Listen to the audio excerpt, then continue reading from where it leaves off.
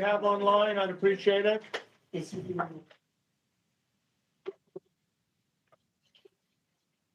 Gonna do that now or after we do in the room introduction? Let's do that now and then we'll do the room. Paul, do you want to call them off or would you like me to? We have Chandler, Conley, Craig, Eric Dixon, Evan Curtis, Jamie Butler, Jan Streifel, Jim Steenberg, Joan Card, Joe Havis, John Ray, Leah Almadi, my apologies, Marisa Weinberg, Todd Adams, and the rest are system accounts. And Chris Klein just joined. Hey, Laura, why don't you start and we'll go around the room and introduce. Sure. Good morning, everyone. My name is Laura Vernon. I am Great Salt Lake Coordinator with the Department of Natural Resources, Division of Forestry for Antelope. Randy Elliott, County Commissioner. William Myers, sewer folks. Annabelle with the Nature Conservancy, representing Dave Moore today. Don Leonard, aquaculture. Mark Reynolds, Tooele County. I'm Jennifer Banks with the Division of Forestry for Antelope. I'm Eric Dixon with the Division of Water Resources. Jeremy Shepard, Park Manager at Ohio.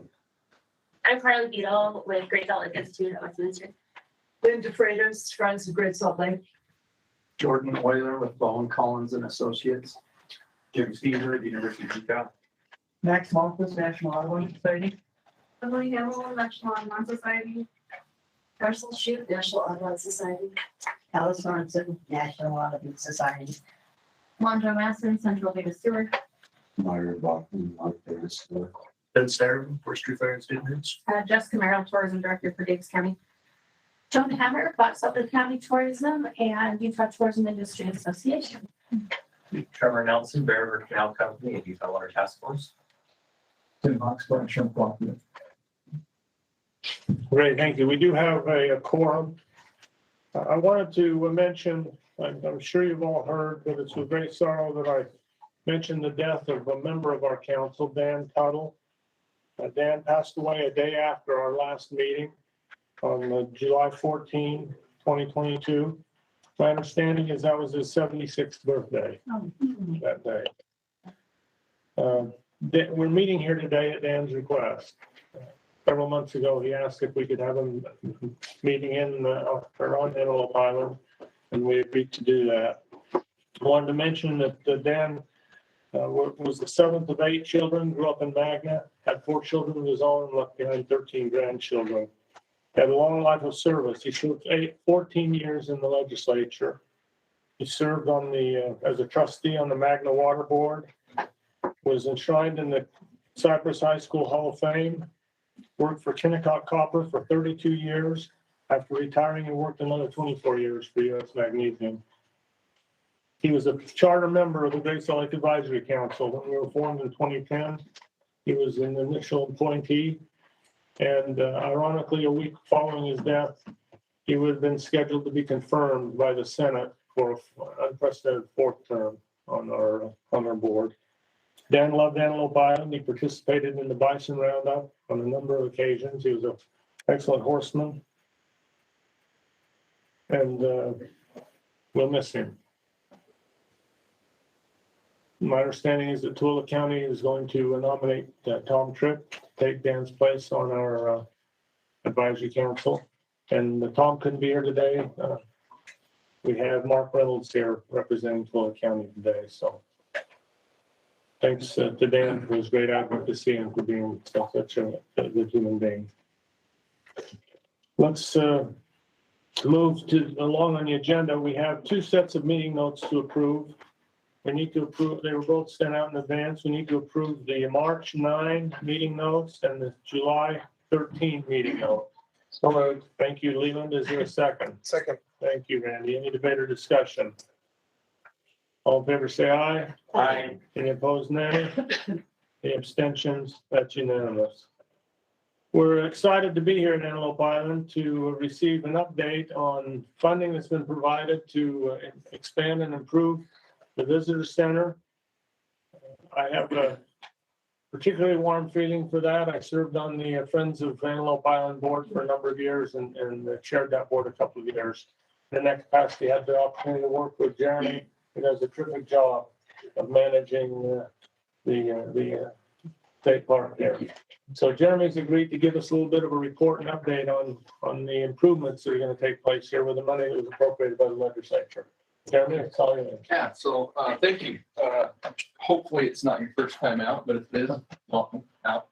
Lots of faces that I know, so I know lots of people have been out here before. Boy, Antelope Island over the last couple of years has changed like crazy. When I came here in 2011, we saw maybe 260, 270,000 visitors a year on the average.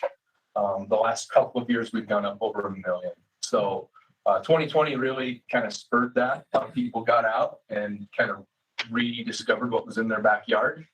And I think that brought a lot of the changes that have recently gone on out here. Funding wise, we've been really fortunate the last few years to get some money to put into things. We just finished a new campground. So we built a new campground up on the hill, right above Bridger Bay. We kind of just call it a second loop. Bridger Bay, the original Bridger Bay didn't have any facilities, really amenities at all, had pit toilets and just a place to park your RV. This new campground we just finished has 44 sites. All of them have power and water. We've got modern restrooms with showers. So you can go in and use a flush toilet in a campground at Antelope Island now, which is a novel idea for us, I guess. As part of that, when we were sending all that in, I said, hey, if we're going to put power and water in here, why don't we take the long route and take it through the old campground and bring it to the new spot? So we did, and we were able to put a modern restroom in the old campground as well. So now we have some campsites that don't have any hookups. We have a few campsites that have full hookups. We're going to try and put little mini homes in those and rent them out like cabins. And then the rest of them have power and water. And so we've got kind of modern facilities spreading out all over the place.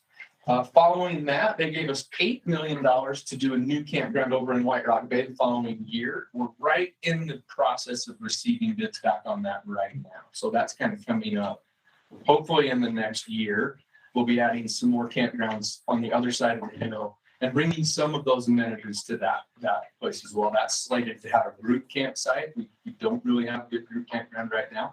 And so that's kind of in the works. And then the exciting part was last year, the legislature gave us $12 million to add on to this facility, to this building. The year prior, they gave us $1 million to design it. So we spent the last year designing a really neat facility to effectively triple the size of this building. It will kind of wrap around it. It's a really neat design where you'll still be able to access it out this back door. The main entrance will be further to the south, and then it will kind of wrap around. So it's truly an addition to this building, but will effectively triple the size.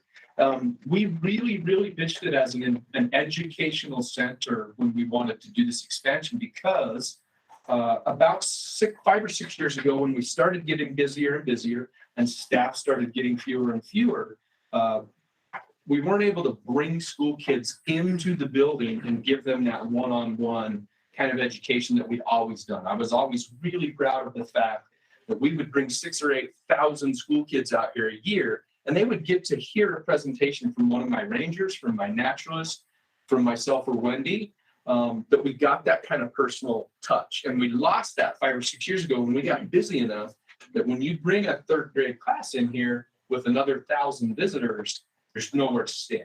And so we started a program where we created what we call a teacher toolbox. And it's a pre-packaged on wheels set of stuff that the teachers can arrange to check out from us and bring it out on the island. And then they do kind of a teacher-led field trip rather than one led by park staff. With the addition of this new building, we're going to be able to bring those kids back in. And so we're going to design this existing space very much as an educational center. It'll have an indoor lab, it'll have an indoor classroom, it'll have stuff like that. So it gives us an opportunity to not only host the public, the greater numbers that are coming out, but get those school kids back in front of a park employee that can give them that kind of one-on-one. $12 million to build that thing from the legislature last year is a huge deal. We're really close to having a working document that we can put out to bid that thing out. It'll be magnificent. So in the future, for gatherings like this, we'll have a new and improved facility where you can have big meetings like that. So we're super excited about what that's going to bring to the park. Like I said, the views from this thing are amazing. So we tried to incorporate as much outdoor space and indoor space as we could. So there's not nearly as much outdoor, but there's a great deal of outdoor space that we can use for visitor services. We're setting up an observation deck where we're going to have night sky viewing stuff. We're in an international dark sky park, and so we get lots of people that want to view the night sky. We do night photography courses and stuff like that here. So we're going to have a deck where we can have telescopes kind of permanently set up with weatherproof covers, and we can start to view the night sky there. That's kind of what's coming up infrastructure-wise and development-wise. If there's anything else, other questions and stuff that you guys have or things that you want to talk about, everybody always loves to hear about the bison and how they're doing and if they got enough water and if they got enough food. We can talk about that kind of stuff, or if you have other questions specific to development, I can go into those. Questions, Jeremy? When do you hope to break ground on the additional? I think we're going to be probably early next year. We've got a few things in the works where I don't know if you've heard or not, but there was some money allocated to do an IMAX movie about Great Salt Lake, and they want to build the theater in conjunction with this new building. And so we probably would have had it ready to bid about now, but with the addition of this theater portion, it kind of put us back about 6 months, I think. So we're going to try and figure out how we can incorporate large screen. I was telling Laura this earlier. IMAX is like a brand name. IMAX is like Kleenex, we were saying. So what we're really looking at is a super large format movie that's being produced already, but this theater will be incorporated into the new building and give us a place to show it. So I'm gonna do my best to design it so that we can use it for lots of things. I mean, I'm park ranger, it's multi-use always. So we'll try and set it up so we can do stuff like this in there. We can do TED Talks in there. We can do school presentations in there. And we'll have a super high quality facility to do that with. And that is right in the works. And so I think that's going to take us another maybe 4 or 5 months to kind of plan and make sure we do it right.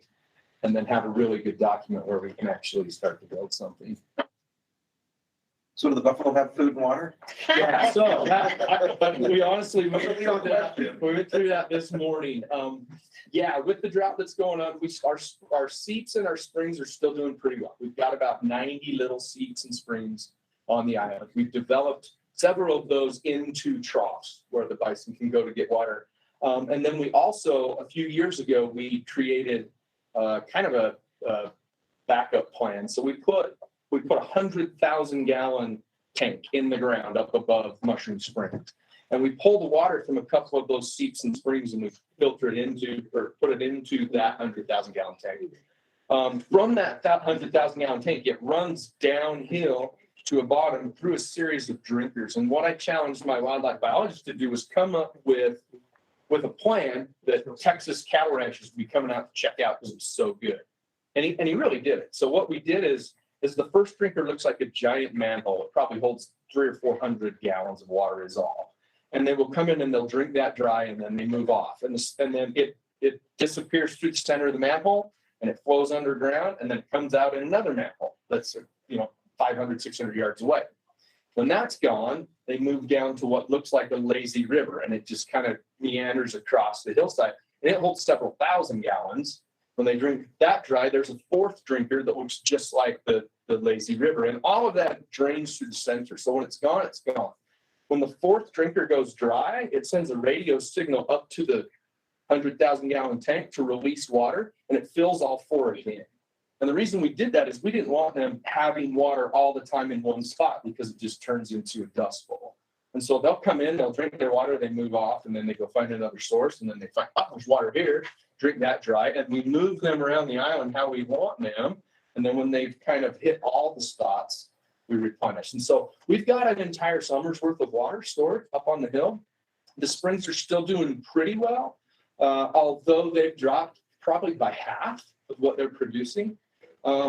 Feed-wise, rather than burn in the spring, rather than do controlled burns to stimulate growth, we mow. So we'll mow 400 or 500 acres of grassland every spring. The stuff we mowed this spring is still in really good shape. There's still a ton of grass there, and it's good height. And so they haven't really started to hit that yet. I think that's probably what will bring them through the winter. We do plan to sell a few more animals this fall than we typically do, maybe 20 more.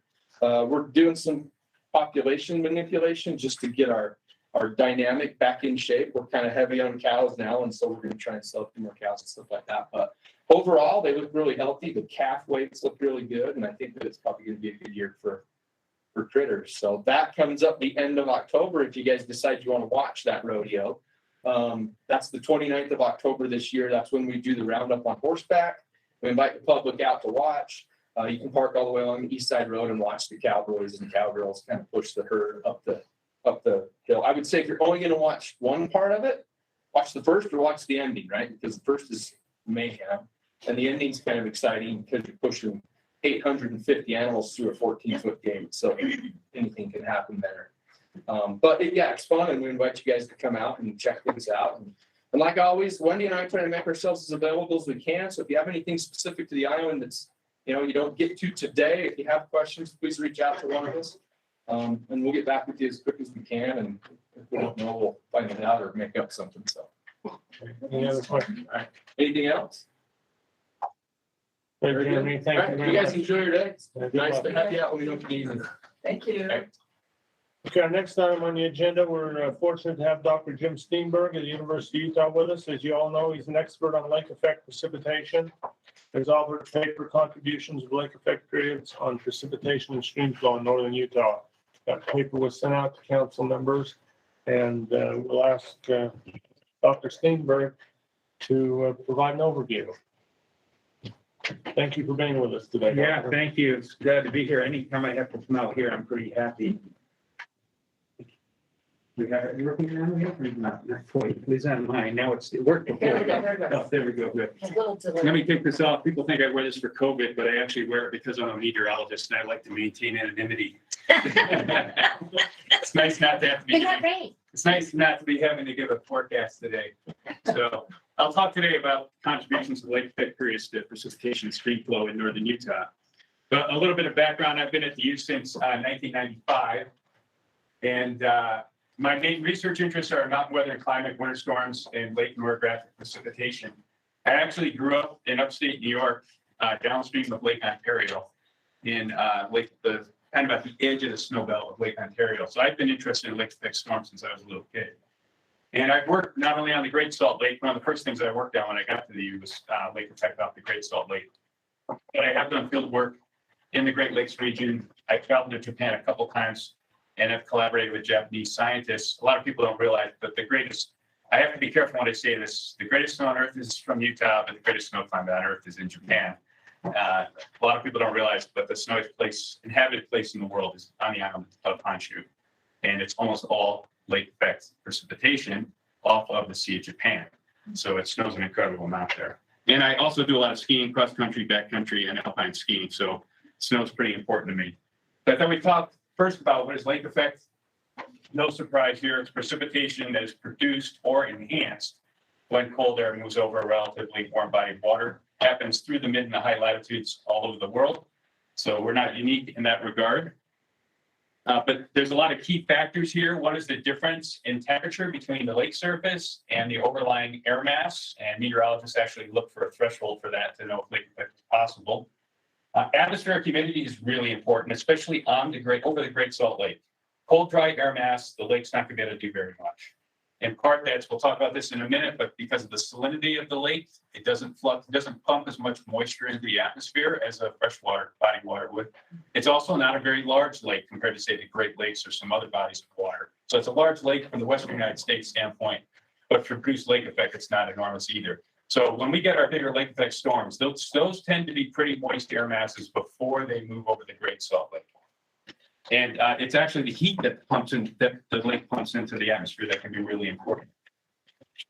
Flow direction is really important. The Great Salt Lake has a pretty complicated shoreline geometry, but it's pretty elongated from northwest to southeast. So the optimal fetch or flow direction for us is northwesterly, although we can get lake effect from other flow directions. margins, ranging from northeasterly all the way around to even southwesterly in some situations. But most southwesterly flow situations, the air is not that cold, so we don't get a lot of lake effect of southwesterly flow, although it does happen from time to time. Another critical factor in lake effect is what meteorologists call convergence. These are air masses or air streams that come together, and those can be naturally generated over the lake during cold air outbreaks. The lake is relatively warm, it heats up the atmosphere, and you get what are called land breezes that come off the opposing shorelines, and they converge over near the central lake axis and can generate lake effect snowbanks. And then our topography around here can also be really important.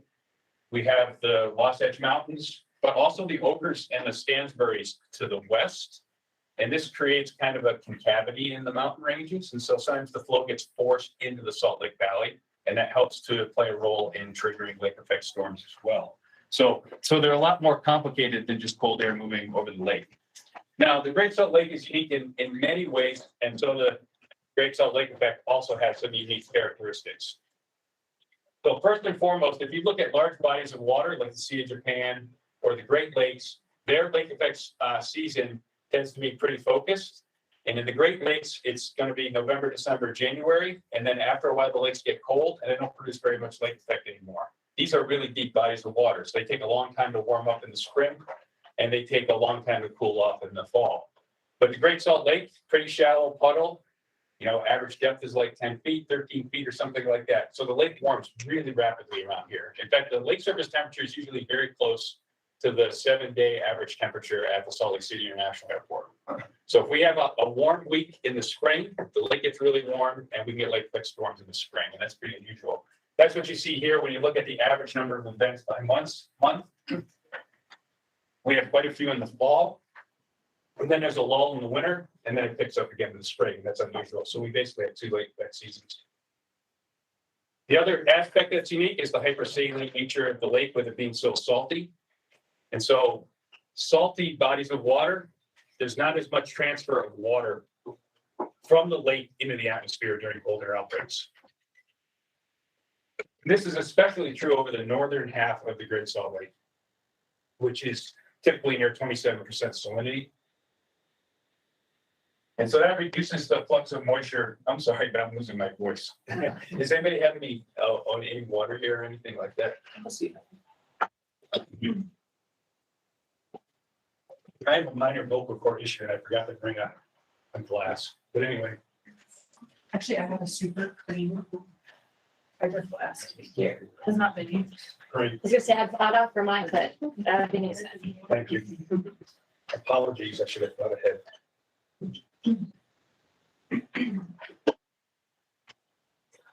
So the hypersaline nature of the lake reduces the transfer of moisture from the lake into the atmosphere. My group has done computer simulations, for example, and for one case that we looked at many years ago, the lake effect storm was about 20% weaker because of the salinity of the lake. If it was all fresh water, we'd actually get larger and more intense lake effect storms. Lake effect storms come in a lot of different flavors. The most common type is what meteorologists call broad coverage.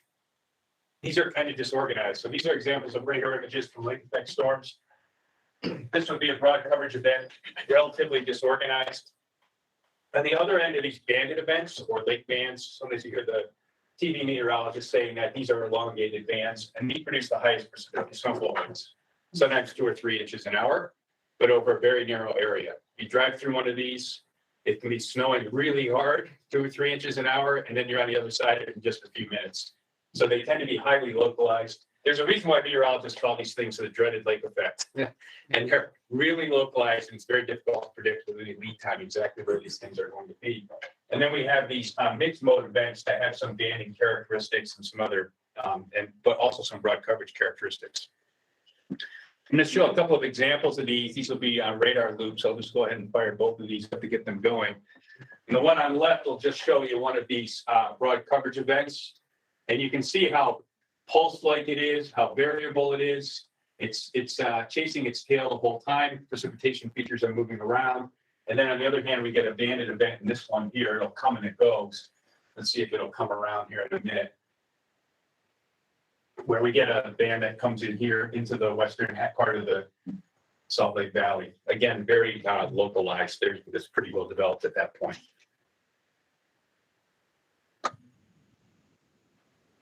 Now, it was great. Laura sent me a bunch of questions to try to answer in the document that I sent out. And unfortunately, we don't always have clear answers. And one of the things that makes trying to figure out how much precipitation is produced by lake effect difficult is that lake effect oftentimes happens at the same time as other precipitation features. So this is an example of it where we have some lake effect happening in this region here, but there's other precipitation features in the area. And sometimes it's hard to figure out where does the lake effect start and where does it end, or if it's really a lake effect event or something else that's going on. And so this makes it really difficult because we can't fully partition lake effect from non-lake effect precipitation. But what my group did several years ago was we went through about 10 or 12 years of radar data, looking at every radar image from the Promontory Point radar, which is located right over here. And we identified every period we could find that contained lake effect precipitation. And we did this from the middle of September through the middle of May. That's what we call the cool season. During this period that we looked at, the 1998 to 2009 cool seasons, or if you want to think of them as water years, the lake area declined from about 1,750 to 1,200 square miles, and the average lake elevation over a long time period is about 1,700. So it was either near or just below its typical lake area. And we used the radar data and we used gauge data to try to figure out precipitation gauge data, how much of the water equivalent precipitation in these cool seasons was produced by lake effect periods. And these periods do include some non-lake effect precipitation. We couldn't completely tease that out. On the other hand, it might not include some subtle lake influences where the lake's playing maybe a minor role in helping to enhance precipitation. But these are probably reasonable estimates. So here's what we found, and I identified a number of sites. These are basically snow-tell stations that measure snowpack. And what you see here on the left-hand side is the average water equivalent produced by lake effect periods at sites in northern Utah around the Great Salt Lake. The values are highest to the south and to the east of the Great Salt Lake, and they're highest in the Ochre Mountains and in the Central Wasatch Mountains. And you can see the peak values for snow-tell stations are a little over 2 inches in a couple sites in the Ochre Mountains and on the west side of the Central Wasatch Mountains. And if you look at what fraction of the total cool season precipitation was produced during these lake effect periods, it varies at the highest. Again, it's the south and east of the lake. And it's the highest, the largest amount was at I think this is the Dry Fork Snow-Tell in the Ochres, about 8.4% of the total cool season precipitation. That was the average over a 12-year period. At Snowbird, it was about 5.1%. So I oftentimes say it's about 5% of the total water equivalent snowfall in Upper Little Cottonwood. Now, this varies a lot, though, from year to year. And it varies a lot from year to year because of meteorology. Some years we get lots of colder air outbreaks, and we can get more lake effect storms, and some years we don't. Really, the biggest lake effect season that I can remember was the winter of 2001, 2002. So this looks at the cool season, the amount of lake effect precipitation produced at Snowbird, and the peak there was in that 2001, 2002 cool season, and it was just over 5 inches of water equivalent. And that was a pretty good chunk. That was about 10% of the total water equivalent that fell at Snowbird that particular year. And almost all of that fell during, I don't know if people remember this, the 100-inch storm in Thanksgiving of 2001 produced 100 inches of snow at Alta. And a huge chunk of that fell during that storm period. It was 2 lake effect periods, incredibly intense bands. We really have not seen anything like that since that. I mean, I wait every winter for a storm like this, and it hasn't happened. And so, but then the next year is the lowest in the period that we looked at. And that was down about 1/2 inch of water equivalent at Snowbird. And that trend is not because of lake size, it's just because the meteorology didn't work out well. So the lake size, though, likely feeds back. I'll talk about this here in a minute. Year-to-year variations are due more to meteorology. Long-term trends can be due to changes in the lake area. So contributions to Streamflow, I was asked to talk about. I'm unaware of any peer-reviewed studies that have ever looked at this. Okay? And it's not necessarily the same as the precipitation fraction. So 5% of the precipitation, say, is produced at Snowbird by lake effect periods. That doesn't mean 5% of the runoff is necessarily produced by lake effect snow. So I did put some guesswork into the document, some general guidance. After talking with a couple of hydrologists that work at the U, the guess here is that the contribution to stream flow volume, so the amount of water that's coming through the streams from lake effect precipitation, is probably greatest in the Cottonwoods, probably greatest in the Ochre Mountains in those two areas, just because they get the most lake effect.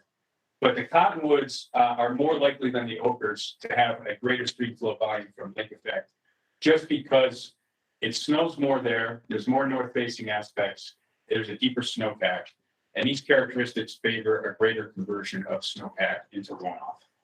On the other hand, the lake effect might contribute a greater fraction of runoff in the Ochre Mountains, because the amount of snowfall and precipitation that they get in non-lake effect periods is lower in the Ochres than it is in the central Wasatch. So this is general guidance, but I'm not going to hang my hat totally on it. It's something that we need to look at. On the influence of lake size on precipitation, I'm not aware of any peer-reviewed work in this area as well. My speculation, we have done a few internal simulations with smaller lake sizes all the way up to Lake Bonneville. That's my dream lake. And so certainly we would expect that declining lake levels reduces the amount of lake effect when we look at many, many years. This year could be a big lake effect year, even though the lake is small. We get lots of colder outbreaks from good characteristics for lake effect. But if we look at many years, we're going to expect it to have a signal. We would also think as the lake gets smaller, what happens with the Great Salt Lake, this is based on bathymetry data. It gets increasingly confined to a narrow channel in that kind of northwest to southeast aspect. And the lake gets really low, it breaks into two smaller lakes. And we would expect that over time, that the area affected by lake effect will become more and more confined to south and east of the Great Salt Lake. The other comment is, even though for small lake sizes, we could still get lake effect. In fact, if the lake wasn't there, we would probably get some lake effect-like features forming now and then. This sounds kind of strange, but if you look at the West Desert, you look at radar imagery, every now and then you see bands that look very much like lake bands forming over the West Desert. And that's because the playa that's out there, it holds a lot of water and it cools off a lot slower than the surrounding air mass, land mass, excuse me. So even without a lake, we might still get some bands, but they're not going to add up to very much snowfall. The other thing that I don't know about is are there any tipping points? At what lake size do we suddenly see a major decline in lake effect? And that's a pretty good question. I don't know the answer to that. And I wouldn't speculate on it now, but I have a student that's been thinking about looking at it. I was also going to comment on other climate change effects. I kind of look at the lake effect as being one of several factors that are affecting snowpack in the Wasatch. If we were to say, envision a future that's warmer, this is the decline in snowfall, or should I say the transition in the percentage of precipitation that previously is fell as snow that instead falls as rain. If the climate were to be 2 degrees Celsius warmer, so that's almost 4 degrees Fahrenheit, or 4 degrees Celsius warmer, that's like 7 degrees Fahrenheit. And so these declines, where we see more precipitation falling as rain instead of snow, are actually quite a bit larger than the lake. And so if we put it in a context, long-term climate change becomes potentially a bigger gorilla in the zoo. So with that, just a few comments. Future work, I think, for me, if I were to do more work in this area, I'm most interested in maybe using computer modeling to try to answer some of the questions that you've asked us today. And it's something that maybe we can get to in the next couple of years. But I'm sorry I don't have answers to everything right now, but I'll be happy to answer other questions that you have. This isn't funded work that you're doing now. It's something you would like to do should the funding become available. Yeah, actually, almost all the lake effect funding I've had lately has been to work in the Great Lakes and the Sea of Japan. And right now, my group's working pretty heavily on mountain precipitation, but not lake effect. And so we're transitioning. So we have to write another grant to do this. Thank you, Don. Her questions? Go ahead. We'll go ahead with the council. In case Any council. council members have a question? Did any council member? No, go ahead. Okay, thank you. Can you hear me okay? Yeah. I was just curious when you were talking about not knowing, and it's great to hear that students are going to start looking at what this more of a declining lake level at a smaller lake might mean. Does the salinity, increasing salinity on the south arm, I assume that salinity will be a factor in that analysis as well? Yeah, when we first started working on this back in the late 90s, we were actually trying to figure that out. And so we know we have to incorporate that effect into computer modeling. It's important. So we would build that in. And I guess my one other question or just comment would be, given the potential for a Bureau of Rec Great Salt Lake Basin study and the integrated watershed assessment, I'm hopeful that maybe between Bureau of Rec and Department of Water Resources, there's a way to incorporate some of this work into that studies. Yeah, of course, we're happy to help on that. Thank you, Marcel. Other questions, comments? You mentioned that the greatest effect was in the southeast corner of the lake. Do you have any idea of what the bay areas of the Bear River and the Farmington Bays contribute to the lake effect? Yeah, we've never looked specifically at that, but I always, based on the work we've done, for example, I don't think the Upper Bear gets a lot of lake effect precipitation. And I think in general, the Bear River drainage is not as strongly impacted by lake effect as, say, the rivers that are coming out of the Cottonwoods. And so it's much lower in the Upper Bear. If you look at our numbers from our study, there might be 3/4 of an inch to an inch of precipitation produced in the Upper Bear during lake effect periods on average, but a lot of that is probably non-lake effect precipitation. Most of the lake effect, you can see it in those radar images there. It's not going far east. The Weaver would be a little different. It's probably a little higher in the Weaver. So. Other questions? Thank you, Dr. Steenberg, very much for your presentation, for your paper, and for your work in this area. Our next topic is the Causeway Modification Breach Report. We have Eric Dixon, the Division of Water Resources, here to talk to us about that. While he's getting set up, I want to mention that I recall a conversation here in our advisory council when the culverts were collapsing. And the question was, what was the railroad going to do? And they were going to replace the effect of the culverts. And our conversation was, well, couldn't they do more? And the conclusion was they had no legal requirement to do more. But despite that, Dave Livermore in particular was quite aggressive about the topic and said we have to do more. So we adopted a recommendation that there be some kind of an adaptable tool incorporated, and the railroad agreed to do that. The state agencies did a great job in getting that taken care of, and we're here today to celebrate the completion of that. All right, yeah, I'll get right into it. The question we had back about the salinity in the south versus the north, that was the whole purpose of this. Sorry, lost my voice over the weekend. But my name is Eric Dixon. I'm with the Division of Water Resources, and I'm in the design and construction group. And so we were tasked with helping with this adaptive plan out of the Causeway breach. So there's just an overview of the breach. It's over on the west side of the Causeway, just a few miles away from the far west when you get off the lake. And here is a view from over on it's the quarry that was during the original construction over at Lakeside, up on a hill over there. You can see the train there, and the water used to be over here. So just kind of an idea of when they did the original causeway, they would blast rock off it to get the rock off this mountain on this side. They also had a quarry on the other side, but the water was over here, and they would put it in the barge and track it out on the road to when they got rid of the wooden trestle and put in the rest of the rock causeway. There's just another view from up there. Back in 83, 84, it's several feet deep here. And but our topic of discussion is the breach, the Causeway breach. So here's an aerial view of the bridge over the new breach that was put in 2016. And you can see the difference, and this is because of the salinity, the different algae that live in the north and the south arm. The north is that pinkish color, and the south is the greenish color. And this is the berm area where they kind of built this out, where we can do some adaptive work here on the north end of this berm. And this is looking off the bridge, and as you look at it, it looks like everything is just flowing north. The the green water flowing into the pink water. And that's what it looks like on the surface. And these are some studies from Utah State University with, they did some work with USGS and forestry, fire state lands. This is a model where they have, and the blue is the south arm. And you can see it comes through the breach and it goes, you can see it on the surface, it looks blue, but underneath, the heavier water is pushing its way underneath because the heavier water, the higher salinity just kind of works. So water's going both directions through the breach.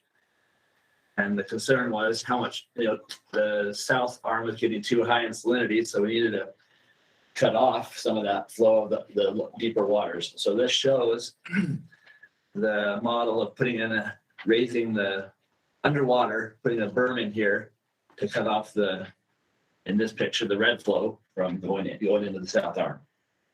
That's what we were tasked with doing, just raising that berm a few feet. So we put together, it had kind of been part of the plan if needed to raise that. So it was relatively simple design because it was just raising that existing, what they call it is an invert berm.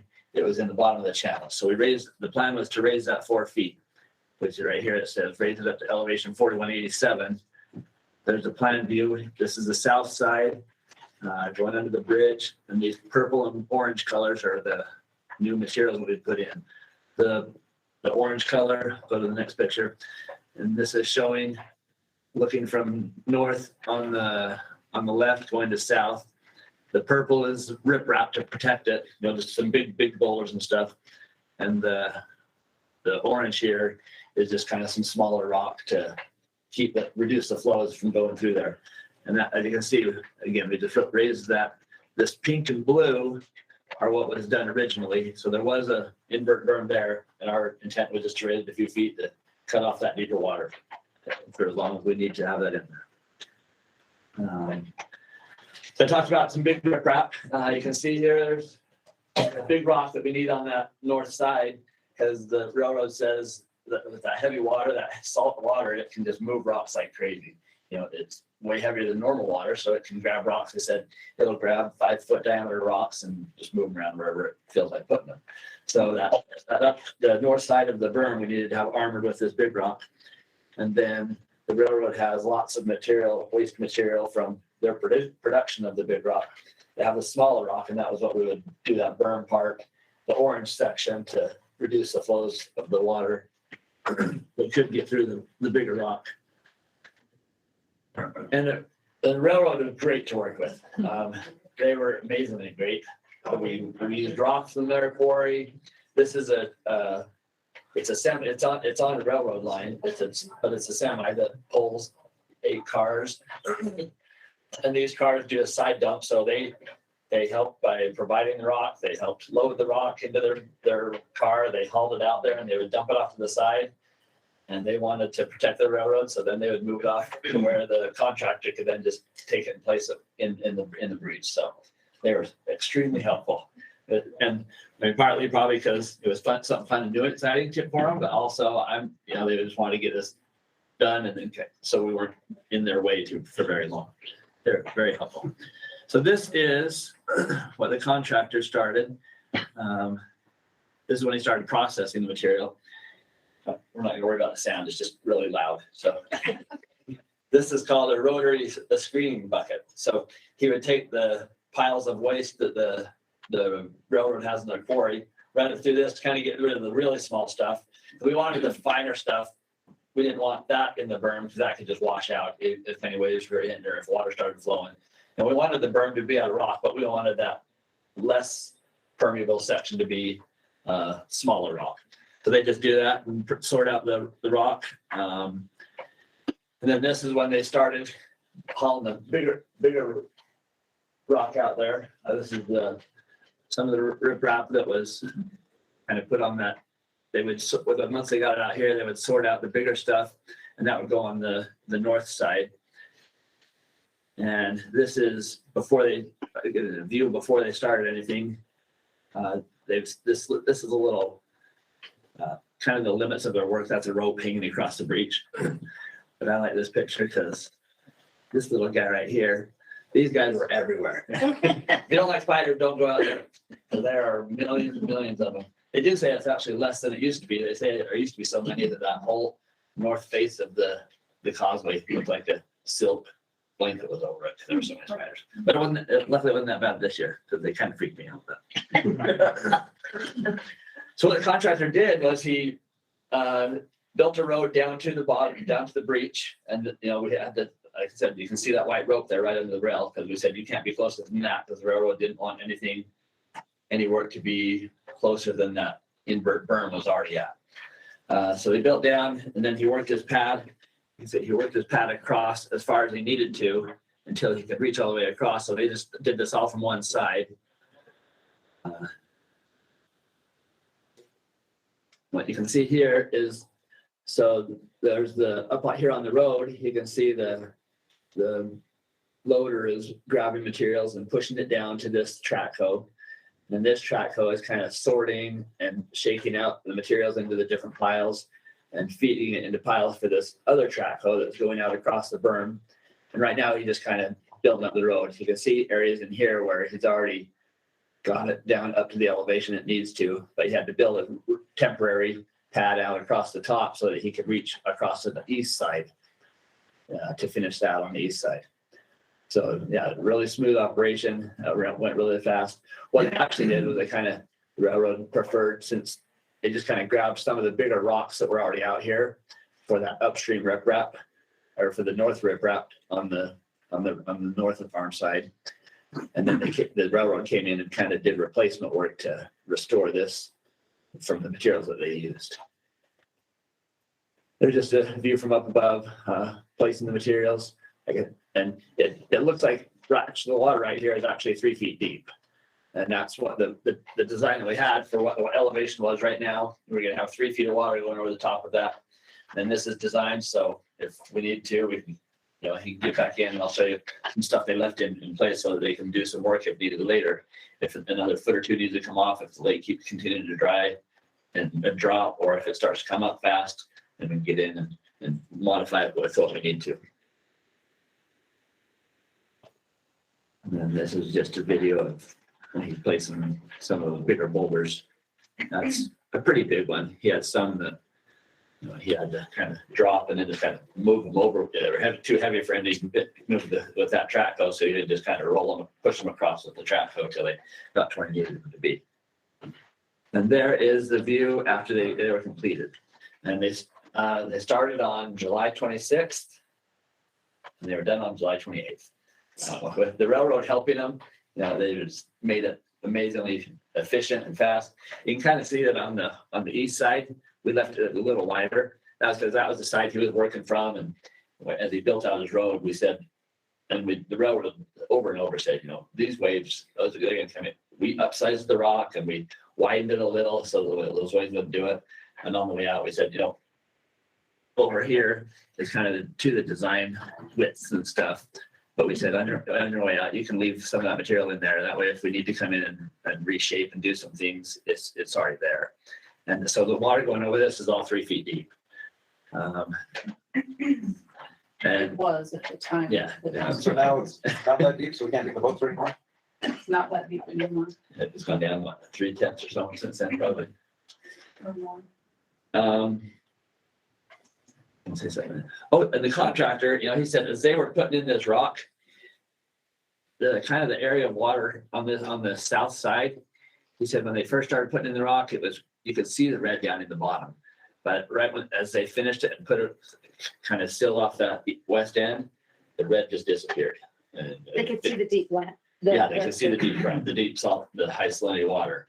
And it just in the earlier pictures, you can't really see through the water very far. And now with it kind of spilling off that in the pictures, you know, you can see all the rock under several feet of water and it just kind of cleared up. And then the railroad guys are also saying, yeah, they can notice a big difference because it used to be water coming here was going so fast. Again, remember we said before, water was moving to the north and more had to move to the north to offset the water that was coming to the south underneath. So the water was moving a lot faster on the top surface. And they said, yeah, the surface was slowed down significantly once they put it in. And this is, like I said, if we need to get back in there, they left the access road down, they put rocks up on top that keep traffic from getting down into that. And the question is it doing what we expected?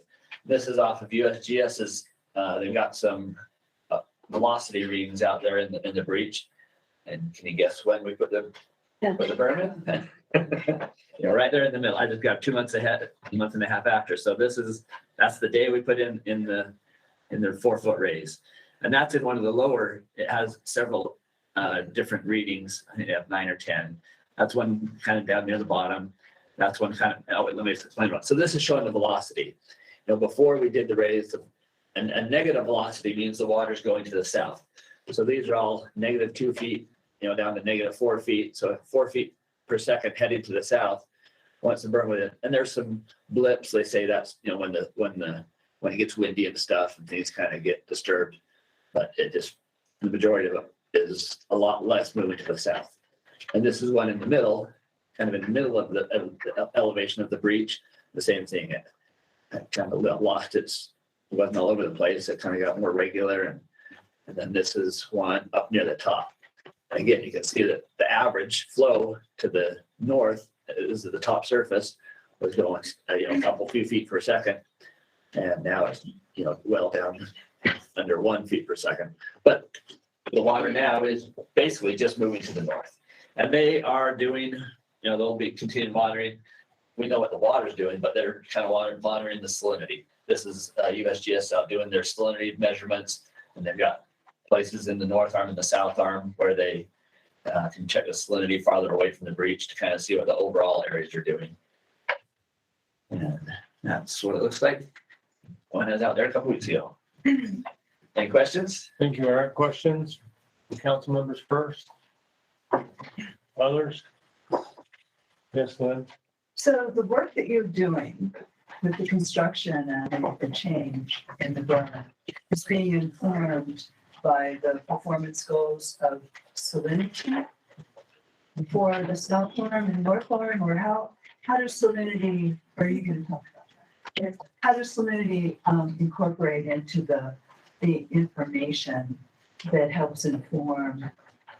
Yeah, that'll get more into the scientist people, probably more than me. Okay. And I do what I was told because I but I understand that the whole purpose was to reduce the salinity in the south because it would get to levels that were dangerous for the brine ship. Yeah. Jeff will talk about Yeah. that next. That's how that Other questions? So before we had the coverts, and then we moved to the breach it, when they had the coverts, there wasn't that much transfer water between them when they had the coverts. So originally, they were big and up high, and they just settled over time until they were falling, it got down low enough, and then the lake would move rocks into them and stuff. So they ended up just kind of closing them off and filling it too. So that's why this was needed, and that was early teens of shit. And so there were several years where basically hardly any water was moving from the south to the north. That's why the arms were such a different elevation. And so when they built, when did they build this particular type of Causeway? Is that back in the 30s, 40s? They got rid of the trusses? That was in, late 50s. Say 50s, okay. So I didn't know that it would actually change the demographics of the lake that much. Yeah, and they put in because before there wasn't the red and the green. Right. There wasn't cameras. But if you really want to watch a cool video, look up, it's called Mariners in Hard Hats on YouTube. It's about it's really cool. Makes engineering look really exciting. Slide reels and everything. Maybe to Lynn's question, what's the triggers to adjust the berm? That'll be more with Salinity covering that. levels. Jeff will talk about that in just a second. Trying to reduce the salinity in the south part of the lake, but you're not trying to make the lake levels more different. Is that correct? No, the goal is to keep, the intent of the breach is so that it's flowing and keeping both sides level, so you don't get that differential. The most, I mean, it'll flow off the top, using the top water back and forth to equalize, and has lower salt content, and that's better. Yeah, because 99% of the time or more, water, all the inflows, all the channels that are streams and rivers are coming into the south, and then it's moving to the north. There's no major tributaries into the north arm. Other questions? Eric, cost of how about the cost? It was just a little under $500,000. we were able to, there were some things that the railroad helped so much with that we were able to take some parts and pieces out and save a little bit of money from what they did, but just a little under half million. There's a question over here. Yeah, so I manage the Bear River Canal Company, so I know a little bit about channel. And my question is all you've done is reduce the channel size and the overall depth. And so before you had high salinity water vectoring underneath, low salinity water on top. So what's to prevent that vectoring from occurring again, but just at a higher level? Because all you've done is brought the bottom of the channel up. So how do we know we're not going to have the same thing happen again? I guess is my question, because that doesn't jive in my head. I'm just seeing that there's going to be vectoring underneath. Unless, I mean, is there influence as far as how the water moves from the south into the north that makes it so that you're not going to have access to the high salinity water? I mean, I guess I don't understand why we're not going to see the same problem again. All we've done is brought the bottom now. You covering that too? I can just answer it now. Okay. So I love the hydraulic question. So, but what's unique about this bidirectional flow is the flow that's going to the north is driven by the hydraulic head, which is typically what we're seeing in the freshwater system, right? But then the flow from the north side is really driven by density. And so there is a fine line, there's a balance there between those two forces pushing water in both directions. But by building the berm up along the bottom, what we've done is we've really tried to cut off that density-driven flow. So you've taken the part of the conduit that could possibly have density flow out of the equation. Exactly. You don't anticipate a density flow given the current elevation. Exactly. As the lake, and hopefully as the lake goes back up, then that those forces that are balanced against each other, we probably will see some north arm starting to go over that weir again. But right now at this lake level, really what's driving the flow is the gradient, the difference of water level in the south arm and the north arm. And if the lake continues to go down in height, gradually the north part of the lake will get smaller and smaller than the south. It'll go down faster. Yeah, in theory, if we had zero inflow to the south arm, the north arm and the south arm would become the same level. But then if the south arm is no longer increasing because of inflows, then in theory, the density-driven flow could start pushing water back to the south. But that's where this becomes a very difficult or challenging hydraulic question, because we have these forces are just continuously pushing us together. Since there's less water coming into the north, There's the water flowing. it's likely to go down faster.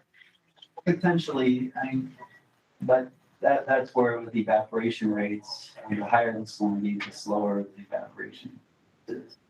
And so it's complicated. And frankly, I don't think we've looked at that truly understanding about balance. But then the breach is intended to keep them level. I mean, if it gets low enough that the breach isn't low enough, we can go in and lower it so that it stays flowing. As long as you've got a shovel, you can respond to changing conditions as needed. Correct. Great, thank you, Jeff. Any other questions? Eric, thanks for being with us. I understand you have another engagement, and we'll excuse you and appreciate your being here today. Very much. Okay, natural transition into the next topic. As you know, the Salinity Advisory Committee was created, and one of their goals was to address the adaptive management tool and how and when it should be used. We've asked Jeff to give us an update here on the Salinity Advisory Committee and their activity on this project. Thanks. The last time I gave you an update on the Salinity Advisory Committee was in January, when we were talking about what the Salinity Advisory Committee had been observing over time, namely that the salinity, the salt mass at the south arm has been increasing, and there's significant concern over what that might mean. And the committee had recommended that the berm be raised to try to minimize those effects.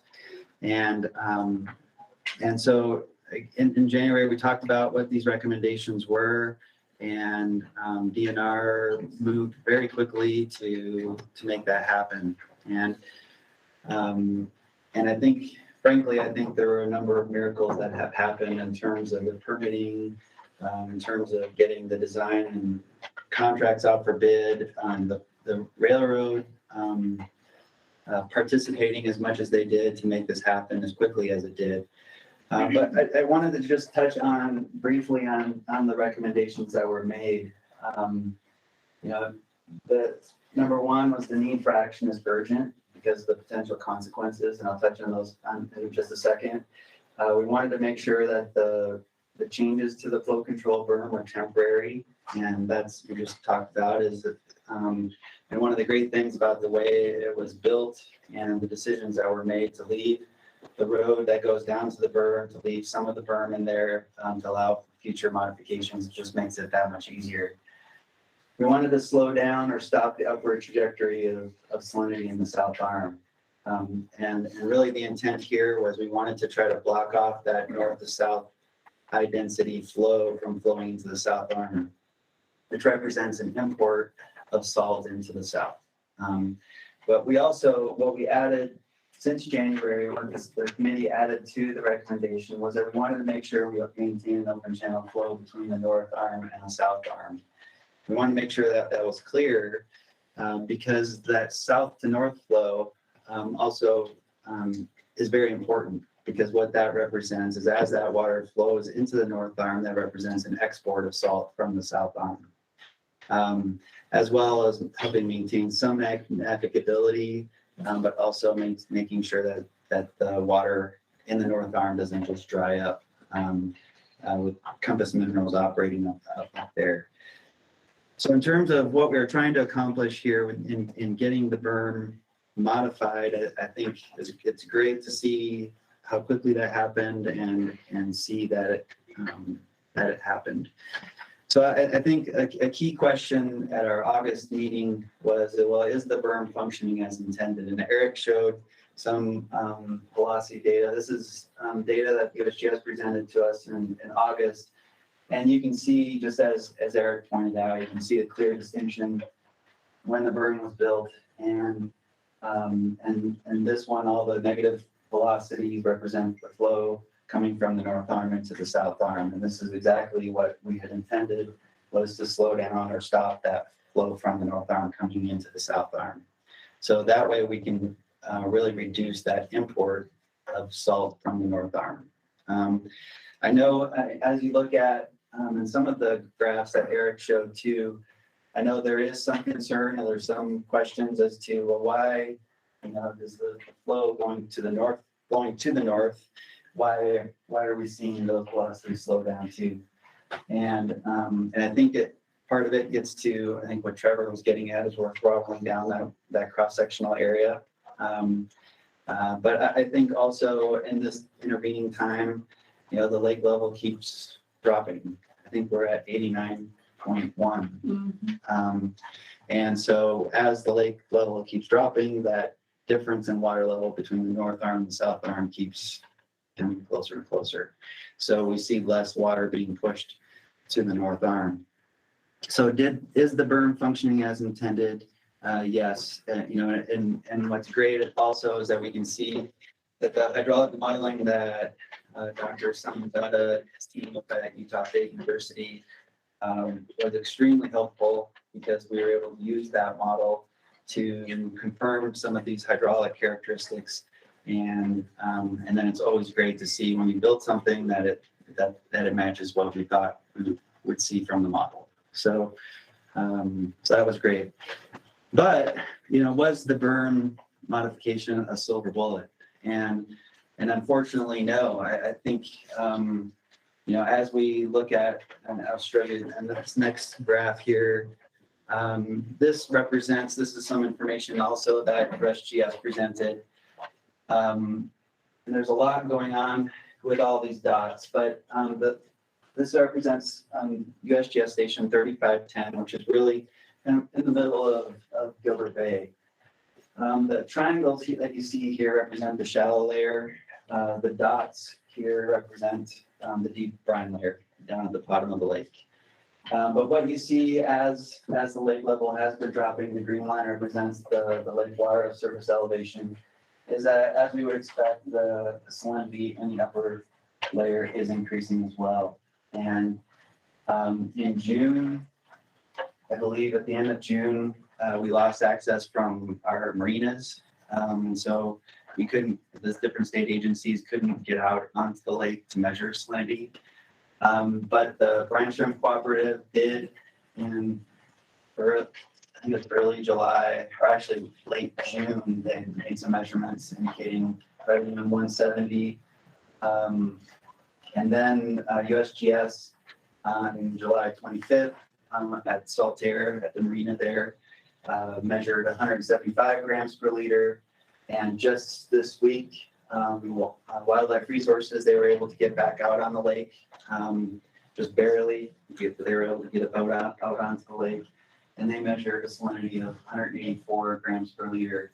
And I just saw from Andrew Rupke from the Utah Geological Survey, they were out there this week as well, and they were measuring very similar numbers at 181 to 184 grams per liter.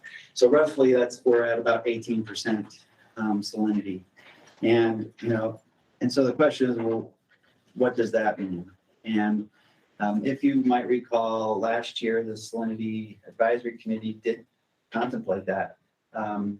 What does it mean if the salinity is going up or if it's going down? How does that affect the different uses of the lake? And so we had developed a matrix that incorporated all of the different components of the ecology, the food web of the lake, but also of all the industrial uses of the lake, and came up with a matrix. And this is the simple version. The full version is a full 11 by 17 from top in portrait, so top to bottom with all the different data that we used to develop this.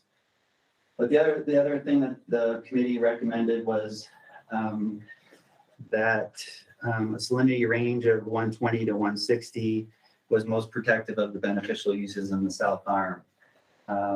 So not that beneficial uses can't exist if we're outside of that, but that's where we really want to be. And what you can see here is 120 to 160 with the red box, and the blue line there is where we are now. So we're significantly above what that ideal range is, 184 versus 160 being the top end of the range. And, and what does that mean? Well, we look here is, we look at the microbialites, the benthic communities of the lake. We're in the red zone for the microbialites, not just because they're drying out because the water level is so low, but the salinities are such that the microbes just can't survive in those salinities. And looking down, some of the other,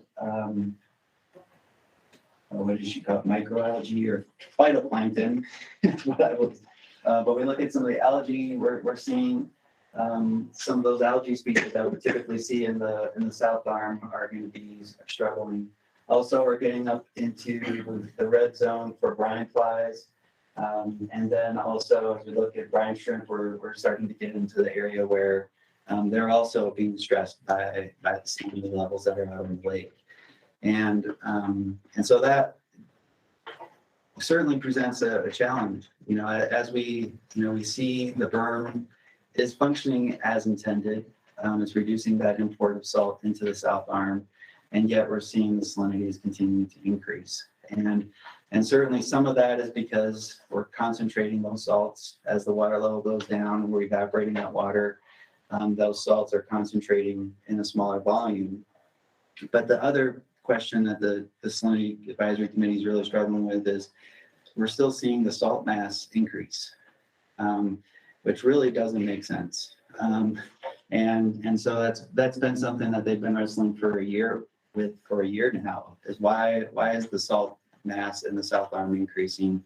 We're not seeing it coming in from tributaries to the lake. Just the breach, the flow through the breach from the north arm doesn't explain it. Certainly that helps, but it doesn't explain it. Is it because we're seeing groundwater? We're seeing a lot of groundwater seeps, new springs along the shoreline, flowing into the lake now. And those aren't freshwater. Those are, as I understand it, 6 to 8% salinity. So there's salt that's flowing into the lake from those springs. But there's a lot of unanswered questions there. And so, what can we do, or what does this mean? And I wanted to just mention a presentation that Bonnie Baxter gave just yesterday to the Great Salt Lake Tech team. She had a Hot Topics grant. Her team had a Hot Topics grant from the Division of Forestry, Fire and State Lands to really try to understand the primary productivity of the lake. What is really what's the engine that's driving the ecology of the lake? And I don't know if she's got a paper that goes with it, but she had a great presentation yesterday. These are just the conclusions that she sent over to me. And really, I think, as we're seeing the salinity increase, we're seeing changes in the ecology. And we're seeing, the microbialites that you see in the background here are becoming exposed, they're drying out, but also the salinity is affecting the health of those microbialites. And really, they're seeing them die. And that then triggers some effects with the brine flies of the lake, because the brine flies really depend upon these microbialites. And then that just has a ripple effect through the ecosystem. So what Bonnie was trying to do is try to look at, what's the influence of the microbialites of this benthic community to the lake's ecology. And so she looked at what's going on in the water column, as well as what's going on in the bottom of the lake in these microbialites. And what she saw is there's definitely differences there. And I think the bottom line is right here at the bottom line, is that the loss of the microbialites could reduce the net productivity of the lake by as much as 33%. And so that's not trivial. It's certainly something we need to better understand, what that means. And, but I think, it certainly gives me pause when we think about, what's happening in the lake. So, as the Salinity Advisory Committee, a lot of our effort in the last year was focused around what tools do we have that we could use to try to minimize the effect of a declining lake, trying to understand what the potential impacts are. And, the one tool that we identified was the berm. And so we've done that. And I think there's still a lot of questions out there. I mentioned, why is the salt mass of the South Arm still increasing? What can we do about that? So that's an important question as we look to the future. What are the short and long-term consequences of rising salinity? We identified some ranges before, but now as we're looking at and observing, I guess what we're observing is matching up with what the salinity matrix has. We hate to be right, but that's we were but the numbers match up. What does that mean? And then, what are the short and long-term implications and opportunities for the berm at the new breach? So we've modified the berm now based on the water levels that we have. I think there's probably, in theory, there should be 2 feet of water between the berm and the water surface right now.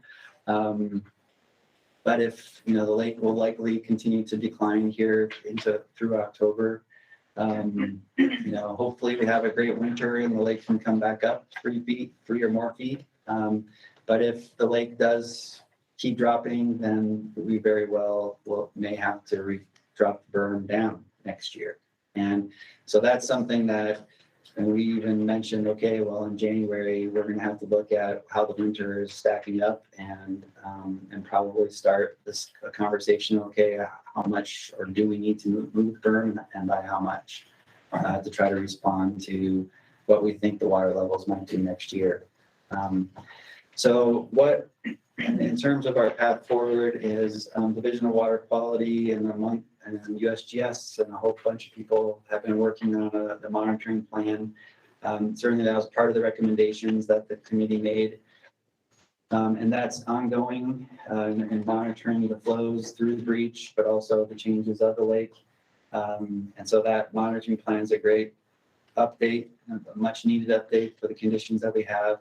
But then also revisiting the strategic research plan that the Salinity Advisory Committee came up with 2 years ago to try to evaluate. The whole idea was to develop the science so that we can start to develop and evaluate future scenarios and try to make better management decisions with better data.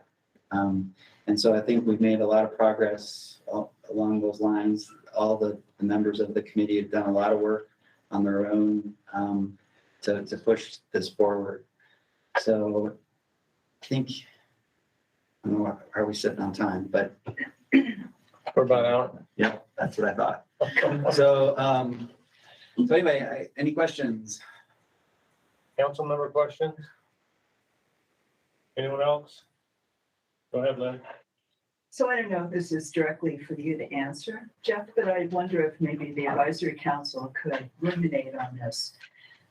Given the continuing challenges with trying to evaluate the effectiveness of the burn and with possible revisions and the source of increased salinity from the salt mass in the South Arm, I'm wondering, based on the Great Salt Lake Elevation Matrix that was identified in the 2013 Comprehensive Management Plan, if the advisory council can't begin to ruminate over a target range elevation so that we can translate all of the tools that are being available now to conserve water and to encourage water shares, water leasing, water banking, to bring water to the system, that we can actually create a target range for people to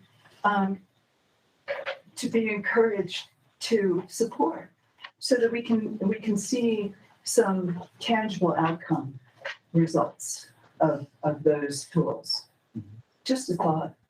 Do you want to respond, or do you want me to just put it on my rumination list? I think it's a great question. You know, how do we balance all of these different needs?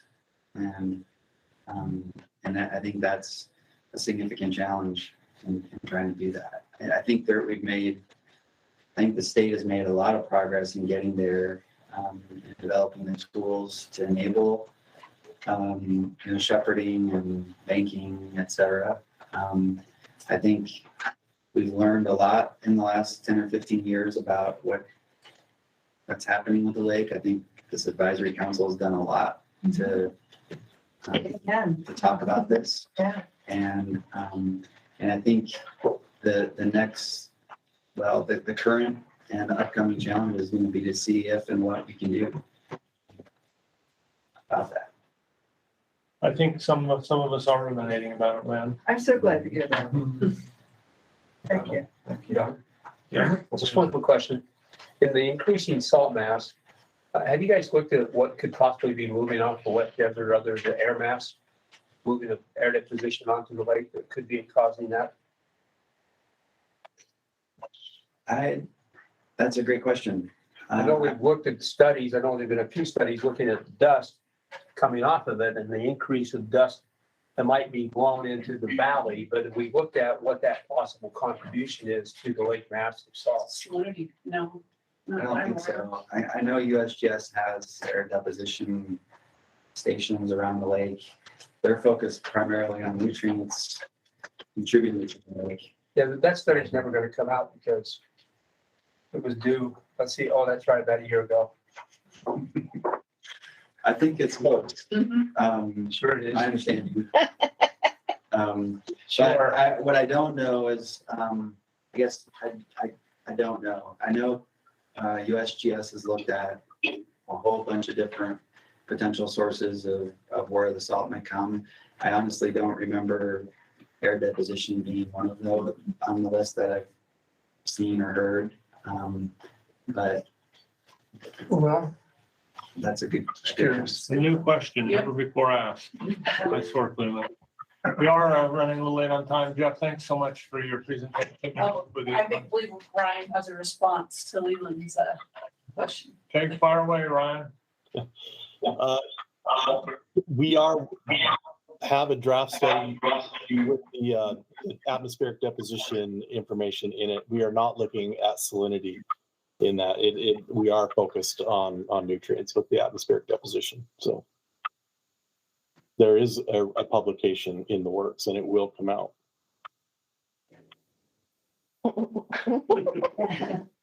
Thank you, Ryan. I figured that. Never mind. Do you have any idea of time frame? So I think that the draft will be wrapped up in the next couple of months. And so I think we're looking at, into early spring where, there'll be a publication circulating. Okay, thank you. Let's move to the next item on our agenda. We always provide a public comment period.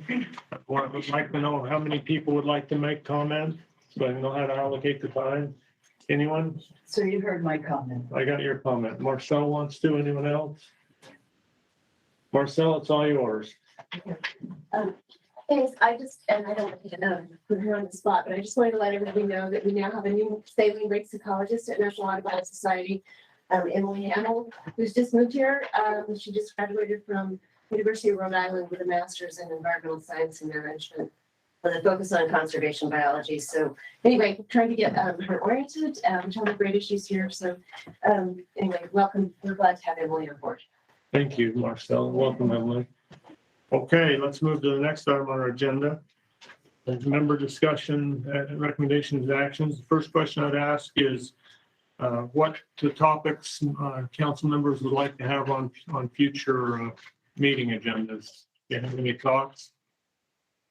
Would be nice to know what the legislature is going to be considering. We're going to do something first part of the year. And then also, I think we still need to look at what kind of conservation is necessary in order to, we did the study on conservation that showed if we pulled the trigger and had a high level of conservation where we could keep the lakes kind of sorted. And it was like where it has been, but not where it could be with growth and everything else. And so I think we need to look at how that interprets into what kind of the house conservation is needed in order for the lake to at least get a better share of the water. And what that means, from my standpoint, it'd be nice to have something that you could give to the neighbor and say, look, not only are you watering too much, but here's the areas where you ought to be looking at doing landscaping changes so that the lake can be maintained. It depends on where you drive, but the amount of brown grass out there is just not nearly high enough. And so I will be checking everybody's house to see whether or not they have. Thank you, Leland. We'll put you on the next agenda to give me your addresses. I'll be there. Other topics? Looks like Dina have her. Dina, did you have a comment? No, I just wanted to ask the clarification. Oh, sorry, my voice is echoing. The clarification about that last comment of a sort of a per household goal. Is that what you're seeking? Because I might like to see it on a, maybe an even larger scale as well, as sort of what are these various conservation targets that we need to try to begin talking more intentionally about, because, the slow the flow and all those things are extremely helpful. Those are in our zeitgeist now. I mean, everyone knows that terminology, but I agree to have some targets and tools to reach those targets that might feel a little bit more achievable to the average person. We have in place the study that looked at conservation, and the idea of the study that we did was to say, how can we not develop new water resources, and what does it take to live within existing water resources? And that talked about, depending on what water basin you were in, anywhere from 40 to 60, 70% reduction in green space. What I would like to see is take it more down to the household level and say, here's what we need individuals to do in order to meet those kind of goals. You know, if you've got a quarter-acre lot, you know, what kind of grass space should you be able to have and provide a level of conservation that's necessary to meet those kind of broad goals. I think it'd be worthwhile to talk about that because the average individual doesn't understand how much they need to do. And then there's also the whole construct of the rip the strip, which, you know, just doesn't have enough traction, but it is a grass that is of very little beneficial use other than aesthetics. Grass in a park strip serves you don't play soccer on a park strip, you know, and so it serves very little. You don't actually cool your house by having a cool landscape all the way out in the park strip. So we ought to be looking at what we can do to say, how do we entice people to move faster in park strip removal? And whether that's by ordinance or by other kinds of mandates, how do you do that? I think it'd be beneficial maybe to have somebody from Beaver Basin come in because we changed our water policy on the backside of the mountain for smaller spaces for the use of grass, and we are looking at the front side too on what usable you can use for water and what water you're allocated.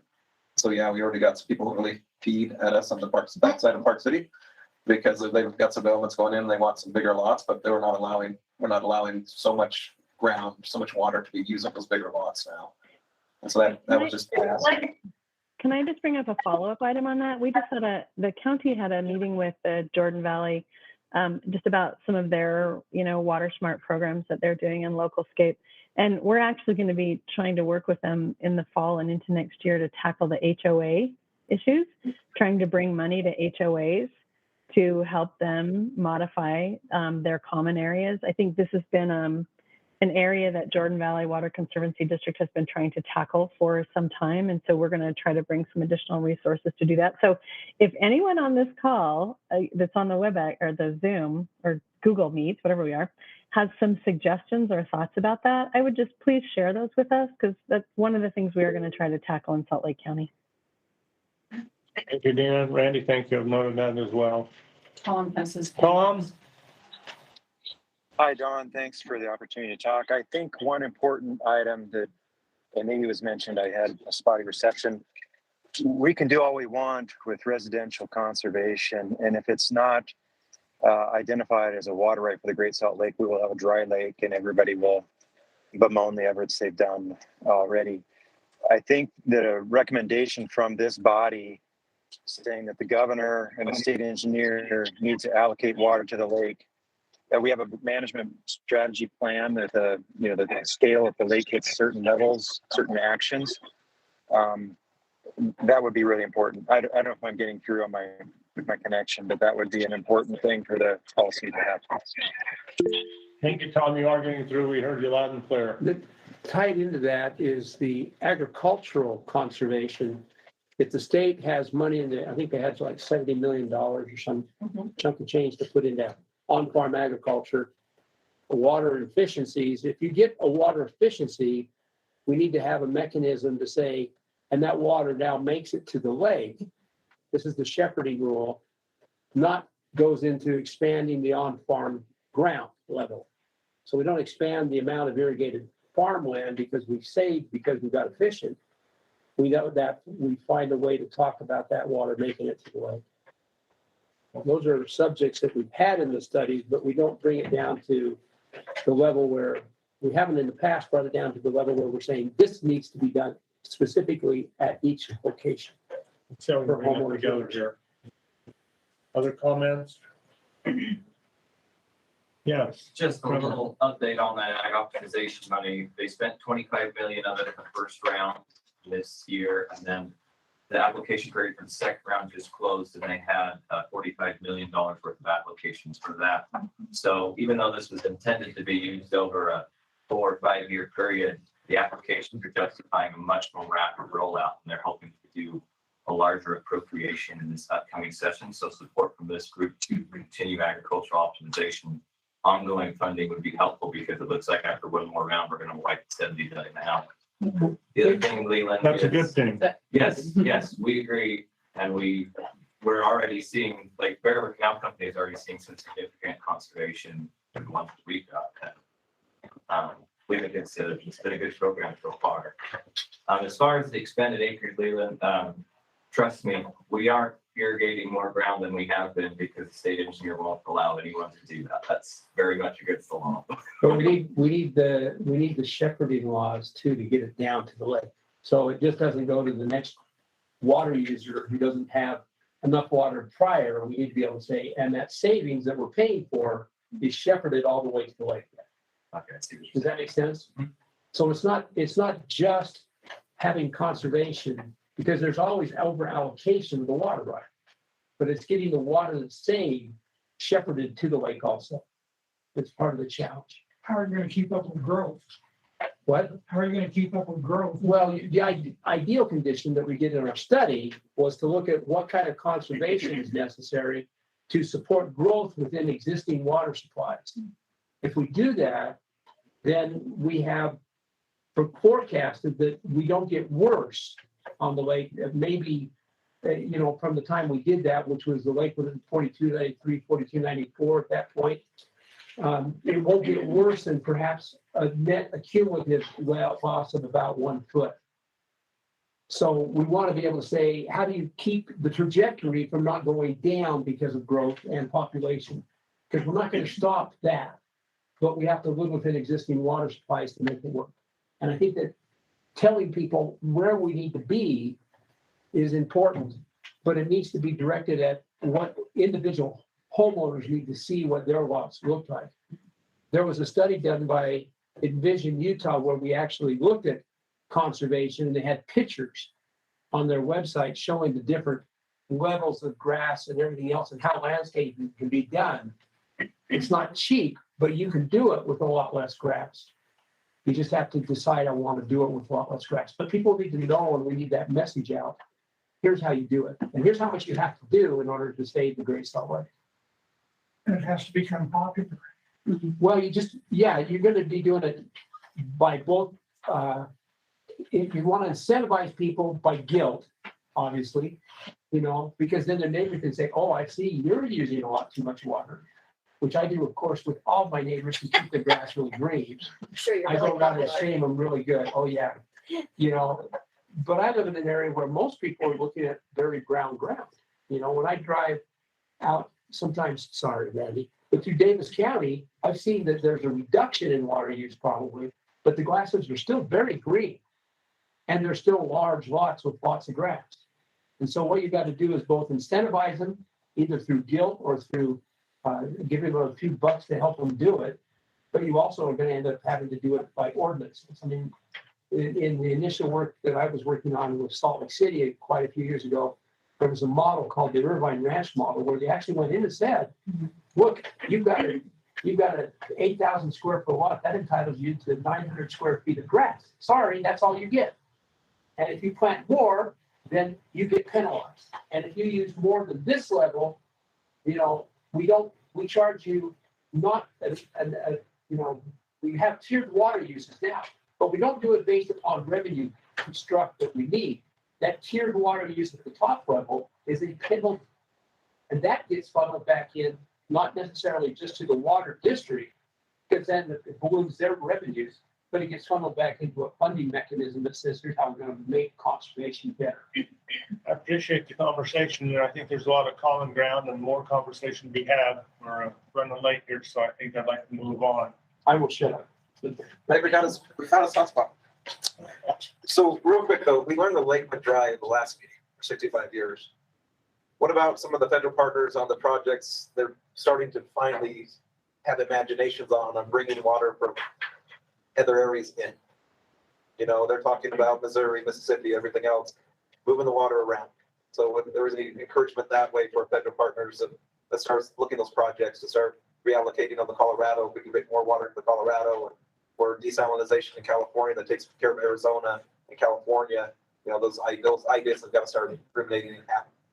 Well, I saw when I drove on the Causeway, there's a pipeline going in. Isn't that the pipeline from the ocean? Yeah. It's coming from the Pacific? Yeah, it's coming from the Stinky Ocean. Yeah. I've heard about that. Yep.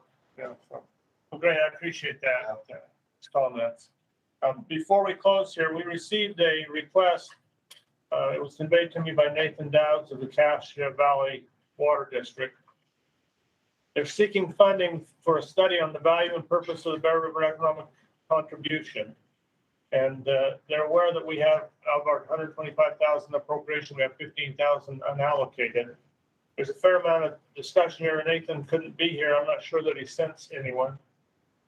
I would like to suggest that we table that motion, that question until the next time so we can have a further discussion, because I think their proposal needs to include, again, how they're going to utilize their study to look at conservation and the idea of water to the Great Salt Lake, not just as an afterthought, which the proposal so far looks like to me, through the line, and they're saying, oh, by the way, worry about the Great Salt Lake. But what they're going to do in terms of, again, on-farm, shepherding, and all of these other areas that need to be addressed. So I suggest that we just table it until they come back and give us a better proposal. He indicated to me that it wasn't urgent, that it had to be considered right now. They're pretty anxious to get launched. But I think we can put it on a line item on our November agenda and have a look at. Thank you. And then suggest to Laura that she contact them, hi Laura, and suggest that they need to get better narrative in their proposal as to how it's going to benefit the Great Salt Lake as a study to look at what issues they're going to associate with that benefit. Laura. Okay. I have no other business. Any council members have other issues to raise? Thank you for being here, everyone. I'd entertain a motion. Oh, I need to mention, our meetings are typically the second Wednesday of every other month at 10 a.m. November, our meeting will be the first Wednesday because it's in conflict with some of the county folks. So we'll next meet on November 2nd at 10 a.m. Yeckles. But yes, we have that place reserved. Okay, great. And we'll have meeting dates for 2023 at that meeting. Okay, great. Thank you, Laura. I entertain a motion to adjourn. So moved. Thank you, Ann. Is there a second? Thank you, Lynn. All in favor, say aye. Aye. Any opposed, nay? Any abstentions? Again, thank you, everyone. Thank you, Laura.